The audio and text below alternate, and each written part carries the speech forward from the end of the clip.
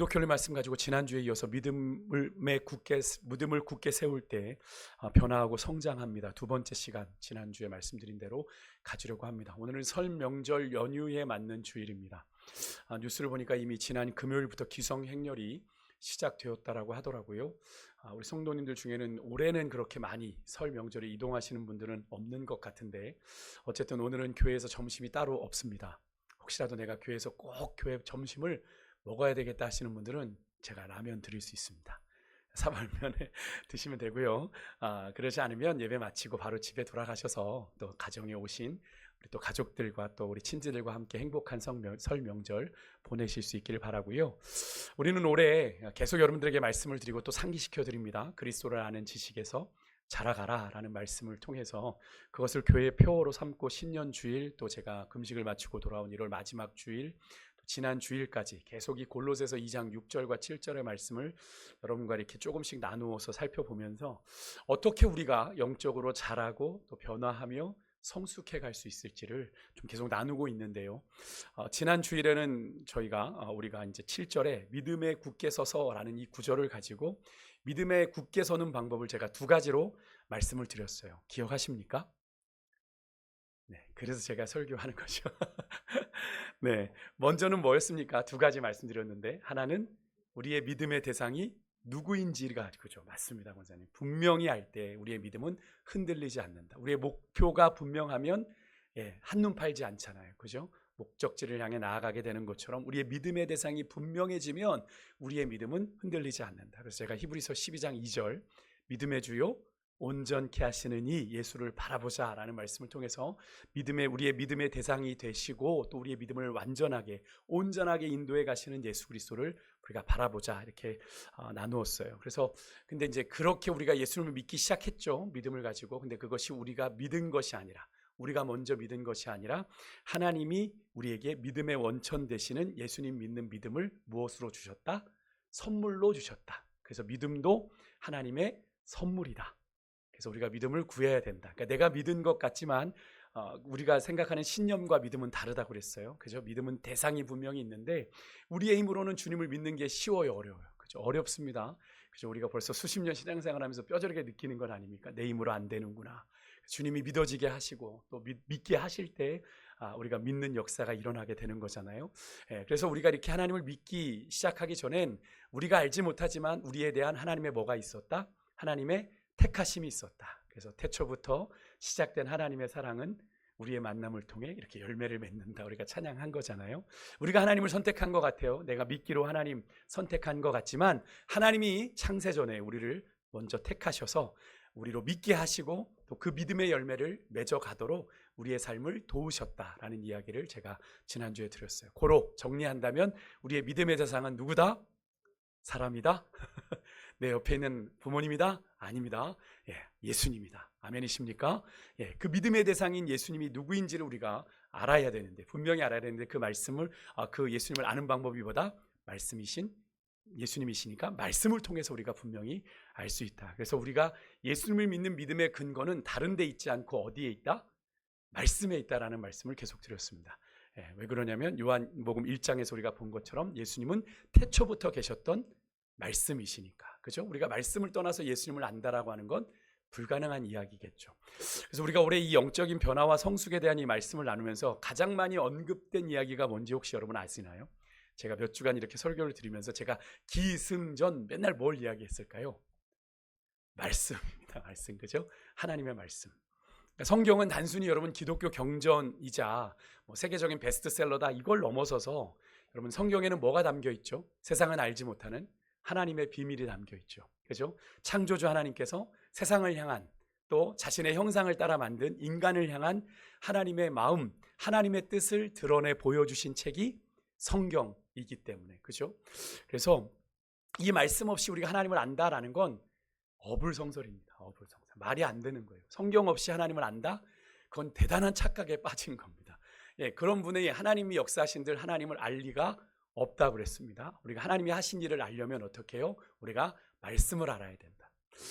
그래서 사도 바울은 디모데전서 4장 5절에서 이런 말을 했어요. 디모데에게 하나님의 말씀과 기도로 거룩하여 거룩해진다라고 얘기를 한 겁니다.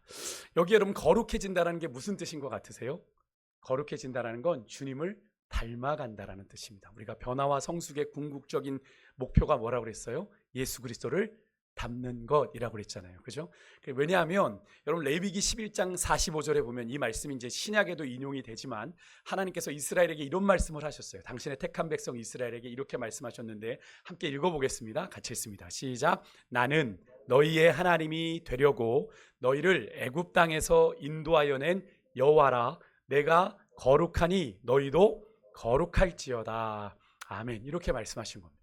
이스라엘에게 출애굽의 구원의 역사를 이루신 여호와 하나님이 그들을 향해 너희는 나의 택한 백성인데 내가 거룩하다 얘들아 너희도 거룩해야 돼 라고 명령하셨다라는 거죠. 그러니까 우리가 주님을 본받아 주님의 거룩하심을 본받아 거룩해진다라고 하는 건 결국 뭐라고요? 거룩하신 주님을 닮아가는 거다라는 걸 제가 지금 거듭 확인시켜 드리는 겁니다. 그러니까 우리의 신앙이 자꾸 자라고 성장해 가고 성숙해 가고 변화되어 가면 우리의 삶은 누구를 닮아가요? 예수님이 보이게 되는 거죠. 우리의 삶 속에 예수님을 보이게 되는 겁니다. 아, 정말 예수쟁이 맞네 라고 하는 이야기를 듣게 되는 거죠. 근데 그 방법이 뭐다? 하나님의 말씀과 기도로 거룩해진다. 다른 게 없는 거예요. 그래서 제가 저는 이제 어린 시절부터 이제 신앙생활을 하면서 한참 우리 한국교회가 부흥할 때 목사님들이 늘 강단에만 올라오시면 맨날 뭘 강조하셨죠? 말씀, 기도, 그죠? 그 두 가지밖에 얘기를 안 하셨어요. 그래서 저거밖에 없나? 늘 그런 질문을 던졌는데 신앙생활을 하면 할수록 깨달아지는 건 이 두 가지밖에 없구나. 이 두 가지 외에는 우리가 주님을 감히 닮아갈 수 있는 방법이 없는 거죠. 그러니까 목사님들이 계속 이것을 강조하실 수밖에 없는, 강조해도 우리가 자꾸 잊어버리니까, 그죠? 말씀입니다, 기도입니다 계속 강조하셨던 걸 우리가 생각하게 되는데요. 여러분, 우리가 이 말씀을 우리가 따라갈 때 우리는 거룩해질 뿐 아니라 믿음의 대상인 예수님을 우리가 온전히 알게 됩니다. 그렇게 말씀을 통해 믿음의 주 되신 예수님을 깊이 알아갈 때 우리의 믿음이 굳게 세워지게 되는 거죠. 그리고 이제 우리의 믿음이 굳게 세워지는 두 번째 방법은 뭡니까? 믿음의 장애물을 제거할 때, 그죠? 믿음의 장애물을 극복할 때 우리가 믿음에 굳게 설 수 있습니다. 그러니까 우리의 믿음은 늘 흔들려요, 그죠? 믿음의 장애물은 누구에게나 존재합니다. 그 장애물이 두 가지라고 그랬어요. 뭡니까? 제가 두 가지 말씀드렸어요. 하나는 의심, 하나는 두려움입니다. 맞습니다. 그래서 제가 의심하면 아무것도 할 수 없다, 그죠? 그래서 주님께서 오직 의심하는 자는 바람에 밀려 요동하는 물결 같다. 그런 자는 하나님께 얻을 것을 생각하지 말라라고 하는 요한복음의 말씀을 제가 지난주에 말씀을 드렸잖아요. 그죠? 의심하면 못 얻습니다. 이루어질 일도 이루어지지 않습니다. 그러니까 의심을 이기는 방법은 뭐겠어요? 우리가 하나님의 약속의 말씀을 신뢰하는 것이고, 의심하지 않겠노라. 내가 주의 말씀은 내가 온전히 믿겠노라. 내 뜻을 정하는 거다라는 말씀을 드렸어요. 기억나십니까? 다니엘이 뜻을 정하여 하나님 앞에서 내가 내 몸을 더럽히지 않겠다라고 그가 다짐했을 때 그가 하나님이 그의 인생을 인도하셨던 걸 기억하셔야 되죠. 하나는 또 뭐라 그랬어요? 두려움. 근데 두려움에는 두 가지가 있다고 말씀드렸습니다. 하나는 긍정적인 두려움, 또 하나는 부정적인 두려움. 긍정적인 두려움은 뭐예요? 제가 하나님을 경외하는 것에 대한 말씀을 드리면서, 하나님을 경외한다라는 건 좀 쉽게 이야기하면 하나님을 하나님으로 인정하며 하나님을 두려워하는 마음을 갖는 거다, 그죠? 하나님이 우리에게 친구가 되어주셨고 우리를 아버지가 되어주셨지만, 그렇다고 해서 하나님을 만홀히 여기는 것이 아니라 하나님에 합당하게 하나님을 두려워하는 것이 하나님을 경외하는 것이다. 그래서 이것은 긍정적인 두려움, 그리스도인들이 가져야 되는 두려움이다. 그래서 그것이 성경에서는 하나님을 경외하는 게 뭐라고 그랬어요? 지혜의 근본이다라고 얘기한 거죠. 그렇지만 또 하나 가져야 될 긍정적인 두려움은 뭡니까? 죄에 대한 두려움, 죄의 결과에 대한 두려움. 그래서 죄에 대해서 우리가 두려워한 마음을 가질 때 우리가 함부로 죄 짓지 않게 되는 거죠. 이것을 자꾸 놓치니까 우리가 어떻게 해요? 자꾸 쉽게 죄에게 양보하게 되는 거죠. 여러분, 이 죄를 두려워해야 됩니다. 근데 우리가 극복해야 되는 두려움은 뭐냐면 바로 불신앙으로 인한 두려움이다. 그런 이야기를 드리면서 제가 어떤 사건을 여러분들에게 떠올려 드렸죠? 가데스 바네아 사건을 제가 올려드렸습니다. 그러면서 그때 여호수아 갈렙을 제외한 10명의 정탐꾼들이 두려움으로 인해 그들이 가졌던 생각들을 좀 나누어 드렸어요. 두려움이 생기니까 그들에게 뭐가 없어졌죠? 하나님의 주셨던 믿음의 시각이 사라져 버렸어요. 약속의 땅을 너에게 주었다 하셨는데 이미 주었다 라고 하셨는데 그게 내게 준 땅으로 보이지 않게 되었어요. 열등의식이 생겨서 그들의 비하니 우리는 메뚜기라 그랬어요. 그죠? 피해의식도 갖게 됐고요. 자꾸 뒤로 물러서게 됐고요. 문제를 직면해야 해결이 되는데 자꾸 문제를 이리 피하고 저리 피합니다. 해결이 되지 않아요. 그러다 보니 자꾸 삶에 대한 부정적인 태도가 생기게 되고, 그러니까 자꾸 부정적인 시각으로 삶을 바라보니 우리 안에 뭐만 생기더라? 원망과 불평만 생기더라. 그죠? 그것이 두려움이 우리 안에 있기 때문에 일어나는 일들이다라고 말씀을 드렸어요. 혹시 여러분 지난 주간 살아오시면서 그 두려움으로 인해 이런 증상들, 제가 말씀드렸던 증상들을 여러분 안에 겪으신 분들 혹시 없으십니까? 그런 분들에게 주님이 뭐라고 말씀하셨죠? 모세의 뒤를 이었던 여호수아에게 하신 말씀, 네가 강하고 담대해라. 내가 모세와 함께 했던 것 같이 내가 너와 함께 하겠다. 믿으십니까? 우리에게도 주시는 약속인 줄 믿습니다. 우리를 하나님께서 홀로 버려두시지 않는다는 거죠.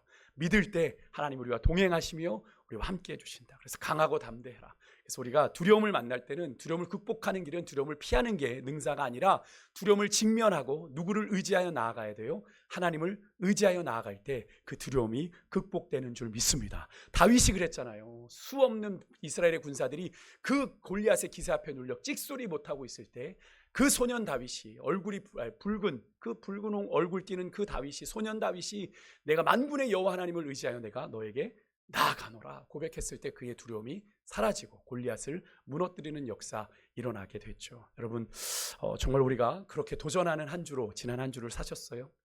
여러분에게 끊임없이 밀려오는 두려움, 믿음의 장애물들에게 도전하며 그렇게 사셨습니까? 여러분 오늘의 말씀이 제가 이렇게 좀 자세하게 지난주의 말씀을 좀 여러분과 나눈 것은 오늘의 말씀이 지난주의 말씀과 연장선에 있기 때문에 그렇습니다.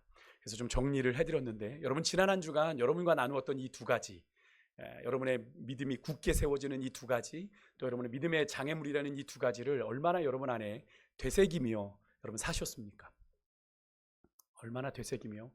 저는 여러분 변화의 시도는 계속 말씀드리고 있지만 매일 실패해도 괜찮습니다. 매일 다시 일어나면 됩니다. 아멘이십니까? 다시 일어나십시오. 포기하지 말고 올해도 안 되나 보다, 에이 글렀어, 다 끝났어 라고 생각하지 마시고, 여러분 다시 일어날 때 주님께서 새 힘을 주시고, 또 그렇게 나도 모르는 사이 다시 일어나는 그 시간을 통해 우리는 주님께 조금씩 더 한 걸음씩 나아가게 되는 줄 믿습니다. 아무것도 아닌 것처럼 여기지 마십시오. 내가 하나님 도와주십시오 붙들고 일어날 때 하나님이 나를 일으켜 세워주시는 줄 믿습니다. 여러분 말씀이 여러분의 삶에 어떤 변화와 성장을 또 만들지 여러분 기대하셨으면 좋겠어요.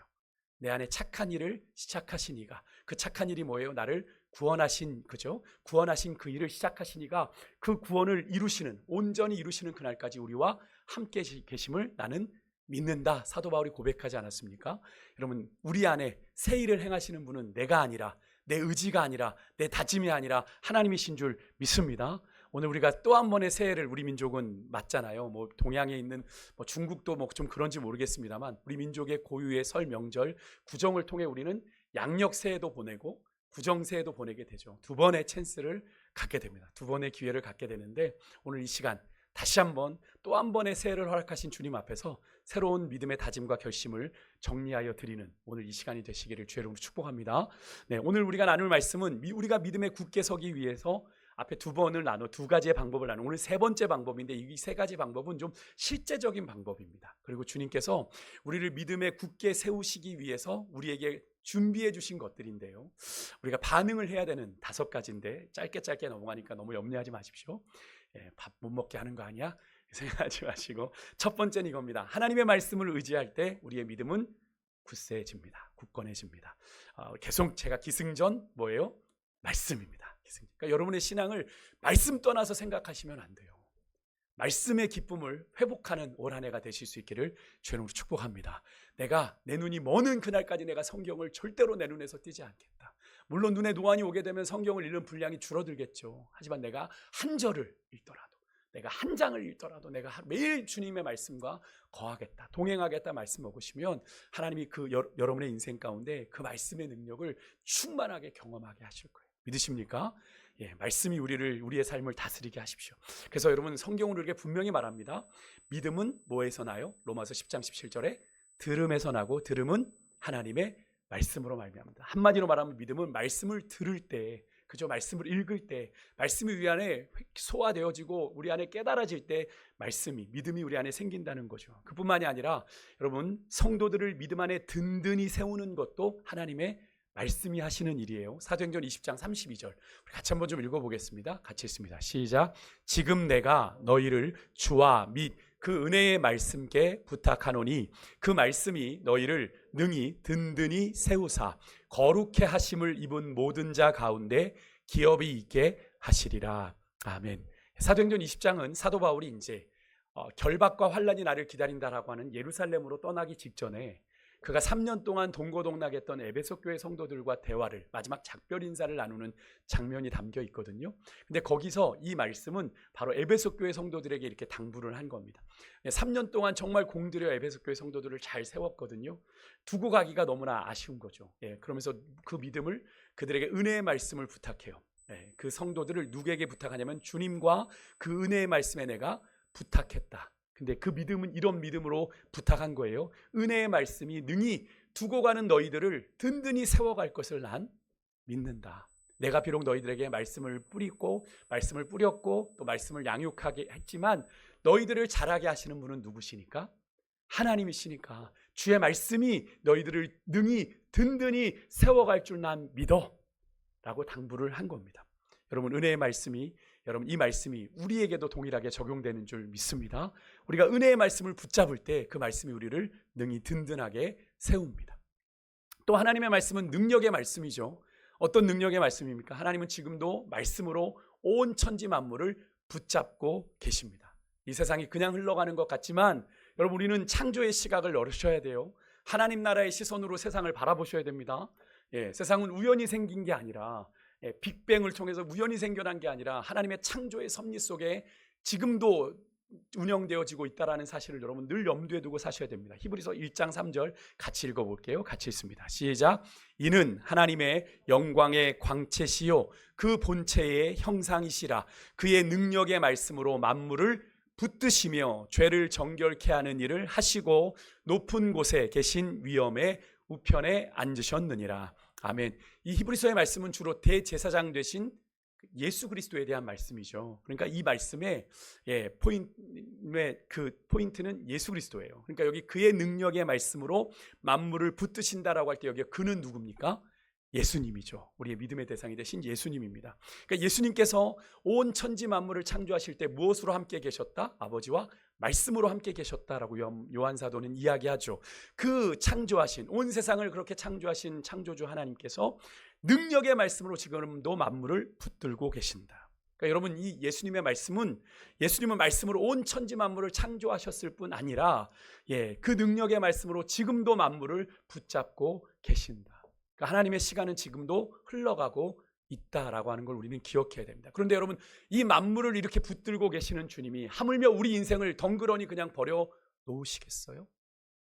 그렇죠. 그렇지 않습니다. 하나님께서 우리 인생도 그렇게 붙들고 계시는 줄 믿습니다. 제가 늘 말씀드리죠. 우리의 삶은 당연한 하루가 오늘이 아니라고요. 어제 우리가 잠자리에 들면서 주님이 우리를 언제 불러가셔도 이상하지 않을 하루를 마감했지만 하나님께서는 아직 끝이 아니야. 오늘을 나를 위해 오늘도 살아줄래? 라고 오늘 우리에게 호흡을 주시고 건강을 주셔서 오늘 이 예배 자리에 나온 줄 믿습니다. 주님의 붙드심이죠. 믿으십니까? 주님이 날마다 우리를 붙드시는 줄 믿습니다. 그러면 여러분, 믿음에 굳게 서는 길은 날마다 이 능력의 말씀을 의지하며 나아가는 거예요. 감정에 따라 사는 게 아니고요, 환경에 따라 사는 게 아닙니다. 말씀을 따라 사는 거예요. 여러분, 잘 보시면 우리 안에 말씀이 빈약해지면 어떤 상황이 우리 안에 오죠? 자꾸 감정대로 욱욱 반응하게 됩니다. 그죠? 환경에 막 휘둘리는 걸 경험하지 않으세요? 그게 그런 내 모습이 발견되어질 때 깨달으시면 돼요. 여러분, 어디로 가야 된다? 말씀으로 돌아가야 되겠구나. 내가 말씀으로 내 안에 말씀으로 충만하게 채워야 되겠구나. 여러분 가운데 혹시라도 오늘 이 시대를 살아가며 믿음이 연약해지심을 자꾸 느끼십니까? 믿음이 자꾸 흔들림을 느끼세요? 여러분, 말씀으로 돌아가십시오. 여러분, 그렇게 믿음이 약해지지 않도록 날마다 말씀을 읽고 그 말씀을 강하게 붙잡으실 수 있길 주 이름으로 축복합니다. 말씀 외에는 다른 길이 없어요. 믿음이 들음에서 나기 때문에, 말씀을 들음에서 나기 때문에 말씀 외에는 우리 안에 믿음이 생길 게 없습니다. 우리가 하나님이 짠 하고 나타나시면 우리의 믿음이 확 커버릴까요? 아니요, 그렇지 않습니다.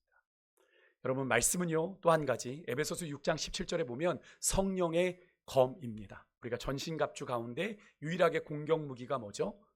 말씀 성령의 검입니다. 다 사실은 방어 무기입니다. 구원의 투구, 의의 호심경, 진리의 허리띠, 복음의 예비한 신 모두는 다 방어용인데 마지막 하나가 있다면 믿음의 방패까지도 다 방어용인데 하나가 성령의 검, 말씀입니다. 그래서 여러분 이 성령의 검을 잘 사용하려면 우리가 뭐 검을 휘두르 보셨는지 모르지만 우리 옛날에 이렇게 칼싸움 하다 보면 이 검을 꼭 붙잡아야 되죠. 이 검을 손에서 놓치는 순간 지는 겁니다. 그죠? 그렇지 않은 그러니까 우리가 이 검을 제대로 붙잡지 않으면 악한 원수 마귀가 우리의 손에서 말씀을 빼앗아 가는 거예요. 말씀의 검을. 그러니까 우리로 자꾸 불안하게 만들고 의심하게 만들고 두렵게 만드는 거죠. 그러니까 여러분 우리가 이 성령의 검인 말씀을 잘 붙잡아야 되는데 어떻게 붙잡아야 될까요? 5손가락으로 붙잡아야 됩니다. 5손가락은 뭘 의미하냐면 여기 보시겠어요? 그림 나오죠? 말씀을 어떻게 위에부터 듣기 돼 있죠? 시작. 듣기, 읽기, 연구, 암송, 묵상입니다. 이게 1:1 제자 양육에도 들어가 있고요. 근데 원래 이 원리의 시작은 내비게이터 선교회의 창시자가 이걸 얘기했습니다. 가장 먼저요. 내비게이터를 만들었던 선교회를 만들었던 도스튼 트로트맨이 이걸 이야기했습니다. 말씀을 붙잡는데 어떻게 붙잡냐? 들어야 되고 읽어야 되고 암송해야 되고 연구해야 되고 묵상해야 된다. 이 5가지 다 잡아요. 한 손가락만 잡으면 안 되는 거예요. 난 듣기만 해. 안 되는 거죠. 여러분 이렇게 책을 한 손가락으로 잡으면 온전히 잡아집니까?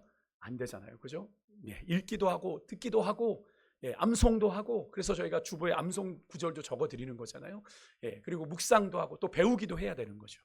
그래서 이 5손가락으로 이 책을 꽉 붙잡을 때 그 말씀이 여러분을 오히려 강하게 붙잡을 줄 믿습니다. 내가 말씀을 붙잡는 것 같지만 우리가 말씀을 붙잡을 때 그 말씀이 나를 붙잡는 거예요. 그래서 말씀을 붙잡을 뿐 아니라 이 말씀을 사용하십시오. 칼을 잘 안 쓰면 어떻게 되죠? 녹습니다. 그죠? 그래서 칼을 안 쓰더라도 계속 갈아주는 거죠. 그죠? 여러분 말씀을 사용한다는 건 뭘까요? 아유 말씀 베개 없으니까 저 성경책 던져봐. 가지고 이렇게 머리 베고 자는 게 말씀을 사용하는 건가요? 죄송해요. 자꾸 제 수준으로 여러분을 자꾸 만들어서 말씀을 사용한다는 건 그런 게 아니죠. 커피 받침이나 뭐 어떤 말씀 베개로 쓴다는 게 아니라 말씀에 순종하고 말씀을 내 삶에 적용하는 걸 의미해요. 말씀을 내 삶의 기준으로 삼고 그 말씀을 내가 선포하며 나누는 걸 의미합니다. 여러분 말씀은 캐논이라고 그랬죠. 첩도라고 그랬어요. 여러분의 삶의 기준을 여러분에게 두지 말고 말씀이 여러분의 삶의 기준이 되어 그 말씀에 맞추어 여러분의 인생을 살아갈 때 그 말씀을 여러분이 사용하는 거예요. 사실 우리의 믿음이 결정적으로 흔들리는 이유는 말씀의 체계가 우리 안에 잘 잡히지 않아서 그러하죠. 그래서 영적인 미숙함은 사실 우리 안에 말씀의 체계가 잘 세워지지 않은 까닭입니다. 그런 이유로 우리가 조금만 어려움을 당해도 믿음이 쉽게 요동치고 때로는 세상의 소리에 또 이단에 미혹되기도 하는 것이 바로 그런 이유죠. 그래서 여러분 우리는 말씀을 읽고 듣고 또 암송도 하고 묵상도 하지만 연구도 해야 되는 겁니다. 그래서 올 한해 저희가 말씀을 좀 배울 수 있는 시간들을 마련할 테니까요. 여러분들 열심히 말씀을 배우는 것도 사모함으로 함께 배울 수 있었으면 좋겠습니다. 2번째, 우리가 믿음에 굳게 서는 구체적인 방법은 이건 좀 따라해 보시겠어요? 순종입니다. 순종. 우리가 말씀을 막 맨날 들으면 뭐합니까? 믿음은 여러분 말씀에 대한 반응입니다. 그래서 우리 믿음은 우리가 하나님의 말씀에 어떻게 반응하느냐에 따라 결정이 돼요. 그러니까 하나님의 말씀에 대해서 우리가 보여야 되는 반응은 뭐죠? 순종이죠. 고민이 아니에요. 고민이 아닙니다. 하나님 잠시 생각할게요가 아닙니다. 말씀이 들려지면 하나님의 말씀으로 깨달아지면 우리에게 당연히 나와야 되는 반응은 순종입니다. 그러니까 믿음의 열매는 순종이에요. 우리가 하나님을 믿는다는 건 사실 그 믿는다는 의미 속에 순종의 의미가 다 포함되어 있습니다. 순종의 의미가. 근데 우리가 거기까지 나아가지 않는 거죠. 그러니까 여러분 우리가 하나님의 말씀을 믿는다고 하는데 우리의 삶에 순종이 없다. 죄송하지만 여러분의 그 믿음은 온전한 믿음이 아닌 거죠. 반쪽 믿음입니다. 반쪽 믿음. 우리가 하나님의 말씀에 즉각적으로 또 절대적으로 반응할 때 우리의 믿음이 굳건해지는 거죠. 이성적으로 이해되지 않아도 그 말씀에 내가 순종할 때 그 믿음이 점점 커지고 강하게 되는 건데요. 제가 지난주에도 그런 말씀 드렸죠. 중세 철학자 중에 신존재 증명을 했던 안셀무스라는 사람을 말씀드렸어요. 그는 어떻게 했죠? 신을 알기 위해 나는 어떻게 한다고 그랬어요? 믿는다고 했어요. 그죠? 신에 대한 지식 이전에 뭘 전제로 놓은 거죠? 신에 대한 믿음을 전제로 놓았다는 겁니다. 그래서 제가 그 말씀을 드리면서 그런 이야기를 드렸죠. 피조물과 창조주 되신 하나님의 본질적인 질적인 차이가 있기 때문에 저는 이 안셀무스의 고백이 너무나도 공감이 됩니다. 그죠? 우리가 신이라는 존재를 믿지 않고는 신이라는 존재를 온전히 알 수 없다라는 이야기이니까요. 맞지 않습니까? 여러분, 개미가 인간 세계, 물론 뭐 여러 가지 소설책을 통해서 개미들이 인간 세상을 흉내내지만 그건 어디가 상상의 나래일 뿐. 그죠? 개미가 우리 인간 세계를 이해한다는 건 불가능하지 않습니까? 마찬가지로 피조물인 우리가 창조주 하나님의 뜻을 다 안다? 우리가 감당할 수 있을까요? 감당하기도 못할 것이며 영원부터 영원까지 존재하시는 그 주님을 100년도 채 못 사는 우리가 다 이해한다? 불가능한 이야기 아니겠습니까? 그죠? 우리가 하나님의 뜻을 이해가 되면 믿는다? 그것은 온전한 믿음이 아니다. 믿음은 그냥 믿고 순종하는 거다. 하나님의 말씀은 진리니까. 아멘이십니까? 막연하게 믿는 게 아니라 하나님의 말씀이 진리라고 믿으면 우리는 순종할 수 있는 거죠. 그렇게 여러분 말씀에 순종하면 말씀의 능력을 체험하게 되고 하나님을 경험하게 되는 겁니다. 제가 정말 말씀 많이 드렸죠. 왜 목사님, 저는 수십 년 신앙생활인데 하나님을 경험한 증거가 별로 없습니다. 예, 말씀드릴 수 있습니다. 내가 말씀대로 사는 훈련을 하지 않으니까. 교회에서 말씀을 들을 때는 그렇게 살아야지라고 생각하는데 삶의 현장에서 그 말씀대로 살지 않으니까 말씀이 경험될 리 만무하죠. 말씀이 여기에만 머무니까. 여기서 여기까지 상당히 멀어요. 내가 마음의 말씀이 감동될 때 우리가 행동하게 되지 않습니까? 근데 이게 너무 먼 거죠. 여러분, 우리가 하나님의 말씀을 경험하지 못하는 다른 데 이유가 없습니다. 머리로만 하나님의 말씀을 아는 거예요. 믿고 순종하지 않아서 그렇습니다. 우리가 순종하여 말씀의 믿음으로 살아갈 때 하나님의 역사가 우리의 삶에 일어나게 되는 거예요. 사실 믿음이 그래서 결코 간단하지가 않습니다. 우리가 쉽게 말하듯 믿습니다 하면 되는 게 아니에요. 왜요? 이 믿음으로 뭐가 결정돼요? 우리의 영원한 생명과 영원한 사망이 결정되기 때문에 그렇죠. 그죠? 예, 그래서 믿음은 사실은 인생을 거는 겁니다. 우리가 하나님을 믿는다라고 하는 건 우리의 인생을 하나님께 거는 거예요. 그래서 제가 그 이름이 조금 기억이 안 나는데 유명한 신학자 중에 한 분이 믿음은 모험이다라는 이야기를 했습니다. 믿음은 모험이다. 예, 그래서 제가 그게 생각이 났는데 지난 금요기도회 때 나눈 말씀에서 금요일 우리 요즘 요한복음 묵상하는데 예수님께서 이런 말씀을 하셨어요. 요한복음 5장 24절 한번 읽을까요? 같이 읽습니다. 시작. 내가 진실로 진실로 너희에게 이르노니 내 말을 듣고 또 나 보내신 이를 믿는 자는 영생을 얻었고 심판에 이르지 아니하나니 사망에서 생명으로 옮겼느니라. 아멘. 그럼 믿으십니까? 예수님의 말씀을 듣고 또 예수님을 보내신 하나님을 믿는 자는 영생을 얻었대요. 이미 얻었대요. 영원한 생명을 보장받았습니다. 그러니까 우리는 하나님 나라에 그러니까 죽음 앞에서 우리는 두려워하지 않는 존재가 되는 거죠. 영생을 이미 얻은 존재니까. 그리고 심판에 이르지 아니하고 원래는 죽어야 되는 본질상 진노의 잔으로 사망에 이르러야 되는 존재지만 사망에서 뭘로 옮겼다? 생명으로 옮겼다. 이것은 영원한 생명을 말합니다. 근데 여러분, 여기서 우리가 다시 좀 생각해 봐야 될 건, 그렇다면 반대로 예수님의 말씀을 듣지 않고 또 예수님 보내신 하나님을 믿지 않는 자에게는 뭐가 기다려요? 뭐가 기다립니까? 심판이 기다리고 여전히 사망인데요. 이 사망은 앞에 영생과 동일한 의미로 영원한 사망을 말합니다. 영원히 죽는 거예요. 영생이 영원히 사는 것 아닙니까? 예, 하나님을 믿지 않아 예수님의 말씀을 듣지 않는 자는 망하는 겁니다. 영원히 멸망을 당하는 거예요.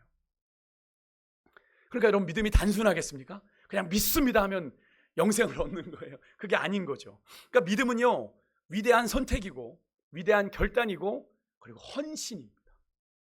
헌신이 뭐예요? 우리의 삶을 드리는 거잖아요. 우리의 삶을 바쳐야 가능한 게 믿음이에요. 여러분, 믿음의 조상이라고 불렸던 아브라함을 한번 생각해 보십시오. 그럼 믿음의 조상인 이 아브라함의 믿음의 특징을 히브리서 11장 8절에 보면 이렇게 이야기합니다. 갈 바를 알지 못하고 나아갔다. 이 말은 어디로 갈지 알지 못하지만 그저 하나님이 너의 고향 친척 아버지 집을 떠나 내가 내게 보여줄 땅으로 가라는 말씀을 의지하여 나아갔다는 이야기죠. 여러분, 이게 얼마나 엄청난 모험인지 아십니까? 그렇게 아브라함은 갈대아 우르에서 주님이 약속하신 가나안 땅까지 여러분 무려 얼마나 긴 거리를 그렇게 막연하게 걸어갔는지 아십니까? 8,000km. 지금도 8,000km면 어마어마한 거리인데 여러분, 거기서 거기까지가 8,000km예요. 어마어마한 거리를 걸어갔던 겁니다. 여러분, 이보다 더한 모험이 어디 있겠어요? 그렇지 않습니까? 그래서 여러분 신앙의 성숙에 있어서 절정은 하나님의 말씀에 순종하는 거예요. 순종. 그래서 순종을 통해 우리의 믿음이 성장하게 되는 겁니다. 주님을 알아가게 되니까요. 말씀에 순종하면 말씀의 능력이 경험되고 하나님을 더욱 알아가니까 그렇게 하나님을 알게 되면 어떻게 될까요? 하나님을 믿는 것이 믿음의 분량이 더 커지겠죠. 하나님을 더 잘 믿는 믿음이 강한 사람이 되는 겁니다. 여러분 우리의 믿음의 크기는 다른 데 있지 않고요. 우리가 믿는 하나님에 대한 우리의 지식에 비례합니다. 그러니까 우리가 하나님의 말씀을 많이 읽어서 우리 안에 말씀이 충만히 있어야 믿음도 커지는 거죠. 그죠? 그러니까 하나님을 어떤 하나님으로 내가 알고 있느냐? 하나님을 그저 그냥 내가 필요할 때 내가 찾으면 나를 도우시는 분 정도로 알고 있으면 그만큼만 늘 하나님을 경험하는 거예요. 수십 년 믿어도. 근데 주님이 내 인생을 책임지시는 분, 나의 시작과 끝을 아시고 내가 가는 길을 아시는 분이라고 분명히 믿는다면, 내가 아무리 몸부림쳐도 주님의 뜻 가운데 내가 살아가는 인생임을 내가 안다면 어떻게 하겠어요? 우리가 주님을 신뢰하며 우리 인생의 길을 걸어갈 것이고 그러하기에 우리의 믿음의 깊이도 크기도 달라지겠죠. 그죠? 네, 그래서 더 나아가 우리의 인격도 달라지게 되는 겁니다. 여러분 그런 믿음의 순종이 여러분 가운데 있어지는 그런 은혜가 있으시길 주님으로 축복합니다. 그래서 제가 늘 말씀드리죠. 선순종 뭐예요? 후경험. 한번 따라해 보시겠어요? 선순종 후경험. 모르는데 어떻게 순종해. 여러분 주의 말씀이면 순종해 보십시오. 그럴 때 여러분 엎어치고 맺혀도 주님을 경험하게 됩니다. 우왕좌왕 갈팡질팡해도 우당탕탕해도 하나님을 경험하게 됩니다. 하나님이 이런 분이셨구나. 우리가 그렇게 하나님을 경험하게 되겠다. 나도 모르는 사이 우리의 믿음이 성장해 간다는 걸 꼭 기억하시고요. 세 번째, 우리가 믿음에 굳게 서는 방법은 성령의 충만을 받는 겁니다. 여러분 성령은 진리의 영이시죠. 그래서 우리를 진리 가운데로 성령님은 인도해 주십니다. 그러니까 우리가 늘 구해야 돼요. 성령님 나의 삶을 바른 길로 인도해 주십시오라고 간구할 때 그것은 진리의 길이지 않습니까? 그렇죠? 그러니까 여러분 그렇게 구해야 됩니다. 또한 성령님은 우리 안에 우리를 진리로 인도하실 뿐 아니라 요한복음 14장 26절에 보면 예수님의 말씀을 우리로 생각나게 하신다고 했어요. 그러니까 우리가 살아가면서 우리가 읽었던 들었던 말씀이 생각나는 것 누가 하시는 일이에요? 성령께서 하시는 일이에요. 또 요한복음 15장 26절에 보면 성령님은 우리 안에 예수님을 증거해 주신대요. 예수님이 어떤 분이신지를 우리 안에 증거해 주셔서 예수님을 믿고 고백하게 하신다라는 거죠. 또한 성령님은요, 우리가 읽고 암송하고 묵상하고 연구하는 말씀도 깨닫도록 도와주시는 분이 성령님. 그러니까 우리가 말씀을 읽을 때도 말씀을 읽는데 뭐가 그런가? 그냥 성령님의 도우심을 구하는 거죠. 주님, 내가 오늘 말씀을 3장 읽습니다. 이 말씀 가운데 내게 주시는 말씀이 내게 보여지게 해주십시오. 그러면 진짜 어느 순간 이렇게 글자가, 저는 그런 경험이 있습니다. 그 구절이 이렇게 저에게 다가오는 것을 경험합니다. 그래서 그 말씀이 오늘 내가 들어야 될 말씀인가 보다. 그 말씀을 집중하여 보게 하시고 밑줄을 긋게 하시는 걸 경험하거든요. 하나님 성령께서 깨닫게 하시는 말씀이죠. 그것뿐입니까? 우리가 그 말씀대로 실천할 능력도 누가 주시는 거예요? 성령 하나님이 주시는 겁니다. 그러니까 우리가 성령의 충만을 받지 않으면 신앙생활이 가능하다, 가능하지 않다? 가능하지가 않은 거예요. 그러니까 우리 신앙생활이 뻑뻑한 이유가 뭘까요? 성령이 충만하지 않아서 그래요. 근데 우리가 그냥 내비두는 거죠. 어영부영 흘러가는 것 같으니까, 나름 흘러가는 것 같으니까. 근데 그렇지 않다는 거예요. 날마다 우리가 뭘 구해야 돼요? 성령 충만을 그래서 구해야 되는 겁니다. 그러니까 사도 바울은 너희가 오직 성령의 충만을 받으라 라고 이렇게 얘기했던 건 아닙니까? 성령 충만을 받아야 우리가 그리스도께 붙들림 받아 신앙생활을 할 수 있으니까. 근데 그게 안 되면 우리가 어그적 되며 가는 거죠. 힘든 거죠. 그래서 여러분 말씀 충만은 곧 성령 충만이고요. 성령 충만은 믿음 충만입니다. 그래서 우리가 성령이 충만할 때 우리가 하나님의 말씀에 대해서 더 확신하게 되는 거죠. 성령이 우리 안에 충만이고, 여러분 그런 경험 하시지 않습니까? 내가 은혜로 충만할 땐 막 말씀대로 살고 싶어지잖아요. 그런 경험 안 해보셨습니까? 네, 우리가 막 수련회 끝나고 은혜 받고 왔을 때 막 충만할 때 내려오면 거짓말하기 싫고 막 어떻게든 부모님 말씀 잘 듣고 싶고. 그런 경험 학창시절에 신앙생활 안 하셨나요? 네, 그런 경험 있죠. 부흥회 끝나고 나면 내가 이제 정말 우리 가정을 위해 내가 열심히 한번, 이런 마음들 먹게 되어지는 게 누가 하시는 거라는 거예요?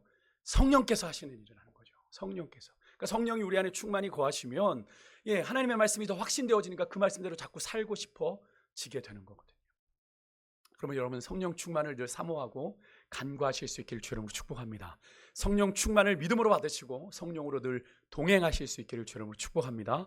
그래서 여러분 안에 성령 계신 성령을 소멸하지 않도록 여러분 주의하셔야 돼요. 여러분 성령을 소멸하게 하는 가장 결정적인 이 삭게 있는데 여러분 뭔지 아십니까? 여러분 나 화 잘 낸다 하시는 분 계십니까? 나 화 잘 낸다. 나는 화 잘 낸다. 역시 여러분들은 다 인격이 고매하시군요. 저만 손 들었네요. 저는 네, 쉽게 분을 내면 안 됩니다. 쉽게 분을 내면. 쉽게 분을 낼 때 마귀가 틈을 타고 성령께서 근심하게 돼요. 그런 말씀이 있습니다. 은혜를 쏟는 결정. 그래서 제가 이번에 그 20일 금식을 하고 내려왔을 때 저희 목회하셨던 부모님이 제일 많이 하신 이야기가 박 목사 화내지 마라. 화내지 마라. 화내지 마라. 전화만 하면 화내지 마라. 은혜 쏟는다. 화내지 마라. 근데 여기 이제 말씀이 나옵니다. 에베소 4장 26절 27절 한번 같이 읽을게요. 같이 읽습니다. 시작. 분을 내어도 죄를 짓지 말며 해가 지도록 분을 품지 말고 마귀에게 틈을 주지 말라. 아멘이십니까? 분을 낼 수는 있어요. 우리가 사람인지라 분을 낼 수 있지만 그 분냄이 죄로 이어지지 않도록 해야 됩니다. 하루가 지나가지 않도록 해야 돼요. 여러분 예수님께서도 성전을 정화하시는 사건 때 성전에서 동거래하는 상인들에게 분을 내셨죠. 거룩한 의분을 내셨습니다. 네, 아버지의 집을 강도의 소굴로 만들었다. 그렇게 말씀. 근데 죄로 이어지지는 않으셨잖아요. 그죠? 그러니까 우리가 이런 예수님의 모습을 본받을 수 있어야 되는데 여러분 분을 너무 오래 마음에 품으시면 안 됩니다. 분을 오래 품는 건 여러분 여러 가지 그런 걸로도 봐도 우리의 마음이 상한다고 하죠. 분을 오래 품고 있으면 그게 스트레스가 돼서 만병의 근원이 된다고 하죠. 화가 우리 안에 있으면. 그죠? 그러니까 그 해가 지기 전에 이 분을 처리해야 돼요. 그래서 그 분을 타오르게 내두면 분노, 화가 나오게 되고 그 자리를 통해 용암이 이렇게 화산이 터지면 용암이 막 나오는 것처럼 마귀가 이렇게 틈을 타 우리를 사로잡는다는 걸 여러분 꼭 기억하십시오. 여러분 그래서 우리가 성령 충만 받아야 되는 줄 믿습니다. 그래서 예전에 우리 믿음의 목사님 선배님들이 성령 충만을 외쳤던 이유가 절대로 의미 없는 외침이 아니었다라는 거예요. 네 번째는요, 믿음의 사람들을 가까이 할 때 우리 믿음이 굳게 서게 됩니다. 믿음은 숯불 같아요. 그래서 믿음은 모여야 됩니다. 그래서 예수님께서도 너희가 모이기를 피하는 자들의 습관과 같이 하지 말고 때가 가까우면 가까울수록 모이기를 힘쓰라고 얘기한 겁니다. 숯이 모여 있으면 캠핑 가서 이렇게 불을 피울 때 숯이 모여놔야 불이 잘 붙지, 숯을 이렇게 띄엄띄엄 놓으면 그냥 제로, 그냥 타다가 말게 되는 걸 우리가 보게 되지 않습니까? 신앙생활도 마찬가지입니다. 우리가 믿음의 불이, 성령의 불이 우리 안에 계속 불타게 되려면 성령의 은혜도 전염되거든요. 은혜도 전염됩니다. 늘 불평하고 원망하는 사람 옆에 있으면 같이 원망합니다. 잘 보십시오. 대화가 원망으로 흘러갑니다. 뭐 이래, 이런 얘기로 갑니다. 근데 믿음의 이야기가 나오면 나도 그랬는데, 이런 이야기들이 나오는 거죠. 그러니까 여러분 교회 와서 우리가 예배 드릴 때 믿음의 불이 다시 우리 안에 불타고 다시 한번 그런 믿음의 열망들이 살아나게 되는 건 주의 말씀을 듣기 까닭이기도 합니다만 옆에 우리 믿음의 사람들이 함께하고 있기 때문이죠. 그죠? 함께 믿음을 고백하는 사람. 그래서 믿음의 사람들이 함께 모일 때 이 믿음의 불길이 타오르게 되는 겁니다. 그러니까 우리가 믿음이 자꾸 소원해지고 믿음이 싫어지고 막 이럴 땐 어떤 증상이 나타나면 교회 사람들 만나기 싫어져요. 잘 안 만날래. 간도. 나 그냥 내비둬. 혼자 있고 싶어. 이러게. 그죠? 그럼 계속 그 가운데 있게 되는 거죠. 그 믿음에 침륜된다라고 얘기하는 성경의 표현이 그런 겁니다. 깔아지게 되는 거죠. 그러니까 믿음이 그렇게 되었을 땐 자꾸 그런 모임에 가서 오히려 믿음이 내 안에 불이 붙도록 같이 있어야 되는 거예요. 그래서 믿음의 사람들이 모이면 여러분 되도록이면 제가 여러분에게 우리 기관장님과 구역장님들이 예전에 말씀드렸지만 세상의 얘기 나누다 끝나지 마시라고 말씀드려요. 세상의 이야기, 우리 애들 물론 그런 소식 나누는 거 좋지만 그게 주가 되어서 끝나버리면 안 됩니다. 믿음의 사람들이 모인 자리에는 믿음의 이야기가 많이 나누어져야 돼요. 믿음의 이야기가 늘 좋을 수만 없죠. 내 아픈 이야기, 내가 믿음으로 이렇게 살려고 했는데 힘들었던 이야기, 그것을 나눌 때 그 안에서 위로가 있게 되고 격려가 있게 되고 함께 보듬어 안게 되고 내가 비빌 언덕이 되어주기도 하고 많이 힘들었지, 나한테 기대라고 이야기하며 그 가운데서 하나님이 주시는 힐링의 역사를, 치료의 역사를 경험하게 되기도 하는 거죠. 그렇게 여러분 철을 날카롭게 하는 것처럼 여러분 믿음의 사람들이 나누는 그런 믿음의 말들과 신앙의 고백은 서로의 믿음을 강하게 만들어준다 라는 사실을 기억하시고 여러분 이 믿음의 공동체 속에 허락하신 여러분 옆에 계신 분들을 여러분 사랑하고 가까이 하시기를 주의 이름으로 축복합니다. 옆에 계시면 한번 인사 한번 할까요? 당신 때문에 내가 살잖아요. 우리 장로님 때문에 제가 살고, 우리 권사님 때문에 내가 살고, 우리 집사님 때문에 우리가 사는 줄 믿습니다. 예, 당신 때문에 우리가 살고 있습니다. 아멘이십니까? 끝으로 역설적이지만 마지막 5번째, 믿음은 고난을 통해 굳세집니다. 고난을 통해 굳건해져요. 예, 우리의 믿음은 말씀에 대한 반응을 통해 결정된다고 제가 앞에서 말씀을 드렸는데, 그것뿐만이 아니라 믿음은 고난에 대한 반응을 통해서도 결정이 됩니다. 사실 성경에 나오는 수많은 하나님의 사람들은 다 고난을 통해서 믿음이 성장했던 사람들이죠. 그 신뢰가 계속 말씀드리고 있는 아브라함이죠. 여러분, 아브라함은 우리가 믿음의 조상이라고 지금은 결과론적으로 부르지만, 그가 하나님의 처음 부르심을 받았을 때 믿음의 조상다웠습니까? 아니죠. 우리가 이번에 창세기를 묵상하면서 더욱 느끼게 되잖아요. 뭐 이래? 라고 느끼게 되는 모습들이 있잖아요. 그죠? 하지만 믿음의 조상답지 않은 모습들이 사실 이삭을 낳기 전까지만 해도 그랬습니다. 그냥 뭐 우당탕탕하는 모습이었죠. 근데 그런 고난과 시련을 통해서 아브라함이 어떻게 됩니까? 나중에는 어떤 존재까지 되죠? 100세에 얻은 이삭까지도 주의 말씀을 쫓아 하나님께 기꺼이 드리는 헌신까지 이어지게 되는 것 아니겠어요? 여러분, 하나님이 우리 성도들에게 고난과 시련을 허락하시는 건 절대로 우리의 인생을 쪽내려고, 우리의 인생을 끝내려고, 우리의 인생을 망가뜨리려고 하시는 것이 절대로 아니라 오히려 우리의 믿음을 더 강건하게 하시려는 뜻임을 여러분 믿으시길 바랍니다. 그래서 사실 제가 늘 말씀드리면 믿음의 진가는 언제 나타나요? 고난의 때에, 시련의 때에 나타납니다. 그 사람의 믿음이 찐인 거는 고난의 때에 나타나요. 되게 좋아 보였는데 믿음에 속절없이 무너지는 분들을 봅니다. 고난을 만났는데 막 속절없이 무너져서, 목사님 나 더 이상 신앙생활 못하겠어요, 그러면서 교회 떠나는 분들도 봤어요. 그 전에는 뭐 성가되면 뭐 이거 하면서 뭐 정말 누구보다 뭐 룰루랄라 이런 분이 인생에 고난 한 번만 하니까 무기력하게 넘어지는가 하는 분이 있는가 하면, 어떤 분은 딱 인생에 시련이 왔는데 목사님 잘 버텨볼게요 라고 얘기하십니다. 뭐 그렇게 부산 떨지 않는데 믿음의 진득함을 보이는 분들이 있습니다. 그러니까 그런 믿음이 진짜 믿음인 거죠. 여러분, 인생에 고난이 찾아왔을 때 여러분 우리 고난에 쉽게 굴복하면 우리의 믿음은 성장하지 않습니다. 계속 약해져요. 또 우리가 고난에 믿음으로 반응하면 우리의 믿음은 더 강해지는 줄 믿습니다. 그죠? 우리는 믿는 구석이 있잖아요. 고난이 우리에게 믿음의 시련을 줍니다만 그 믿음의 시련을 잘 통과하면 우리의 인격은 더욱 변화되고 성숙하게 되는 건데요. 여러분, 야고보서 1장 2절 4절 말씀 한번 읽어볼게요. 같이 읽습니다. 시작. 내 형제들아, 너희가 여러 가지 시험을 만나거든 온전히 기쁘게 여기라. 이는 너희 믿음의 시련이 인내를 만들어내는 줄 너희가 알미라. 인내를 온전히 이루라. 이는 너희로 온전하고 구비하여 조금도 부족함이 없게 하려 함이라. 아멘. 이 말씀 좀 그대로 좀 띄워놔 주십시오. 예, 여러분, 변화와 성숙에는 시간이 필요하니까 인내가 필요한 거죠. 그죠? 그래서 믿는 자는 인내하고 인내하는 사람은 결국 모든 것을 얻게 됩니다. 예, 포기하지 않으니까요. 여러분, 어떤 사람이 물이 나오지 않는 곳에 가는데 그 사람만 가면 물이 나옵니다. 왜 그럴까요? 제가 예전에 이 얘기 드린 적이 있는데, 왜 그 사람만 가면 물이 나올까요? 이 뚫는 기구가 좋아서? 그 사람은 나올 때까지 파거든요. 포기하지 않고 인내하며 믿음의 선을 행하기 때문에 거기 그 사람이 가는 데는 다 물이 나오는 겁니다. 여러분, 우리의 믿음의 역사가 그래야 돼요. 그래서 믿음은 제가 늘 뭐라고 그랬죠? 인내, 하나님의 때를 기다림과 함께 간다.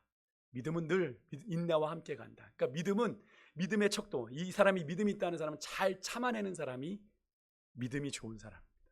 그래서 여러분, 인내는 모든 것을 이루는 열쇠가 되고요, 인생의 모든 것을 여는 열쇠가 일 뿐 아니라 우리의 인격을 무르익게 하는 열쇠이고 우리의 환경을 초월할 수 있는 결정적인 키가 됩니다. 그렇기 때문에 여러분, 지금 야고보서 말씀을 잘 보십시오. 여기 뒤에 보시면 인내를 온전히 이루라 라고 야고보 사도가 권면하면서 이 인내를 온전히 이루라는 이유가 뭐로 나와요? 이는 나오죠. 그죠? 너희로 온전하고 구비하여 조금도 부족함이 없는 사람이 되게 하려고 인내를 주시는 것이니 인내를 온전히 이루어라. 포기하지 말고 인내를 이루라고 말하는 거죠.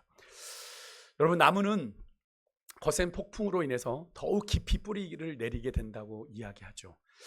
훌륭한 용사는 전쟁터에서 만들어지는 것이고 훌륭한 항해사는 항구에서 만들어지는 게 아니라 거친 바다에서 무수히 만나는 성난 파도 속에서 아주 좋은 항해사가 만들어지듯이 성경에 나오는 수많은 하나님의 사람들도 한 가지 공통점이 있는데 모두 어떤 사람들이었어요? 고난의 사람들이었다라는 거죠.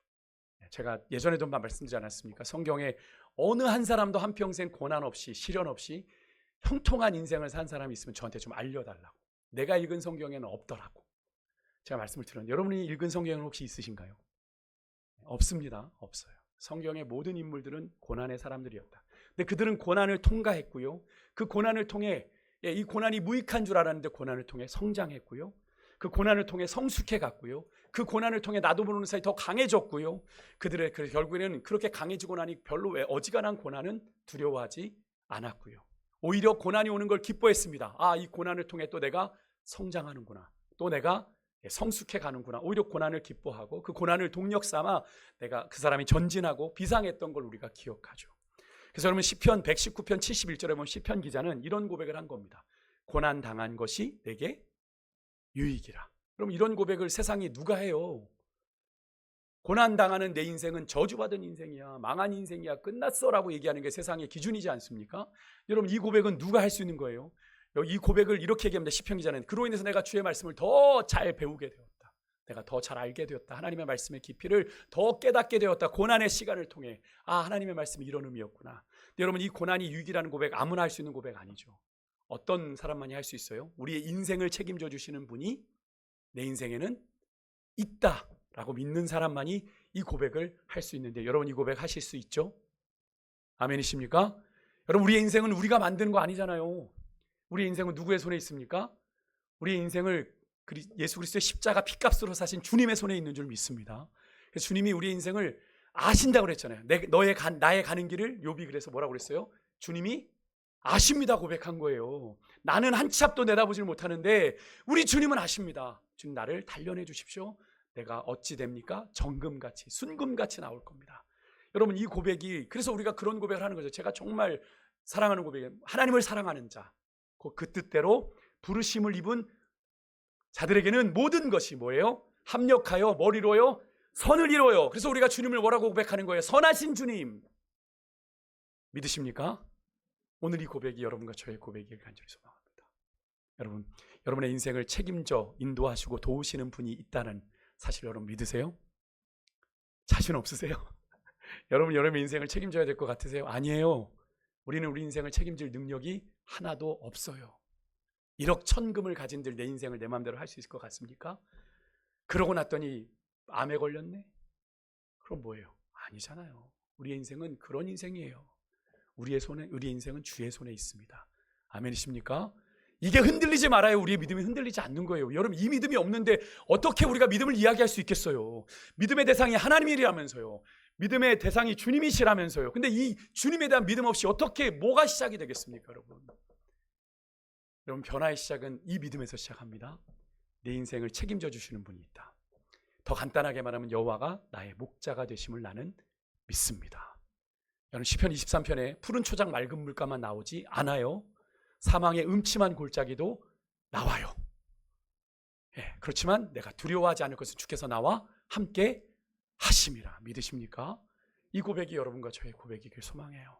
그 사실을 믿을 때 우리는 우리 인생에 당장 내 눈앞에 있는 고난도 내게는 유익입니다 라고 고백하는 그런 믿음의 대장부로 살아가게 되는 줄 믿습니다.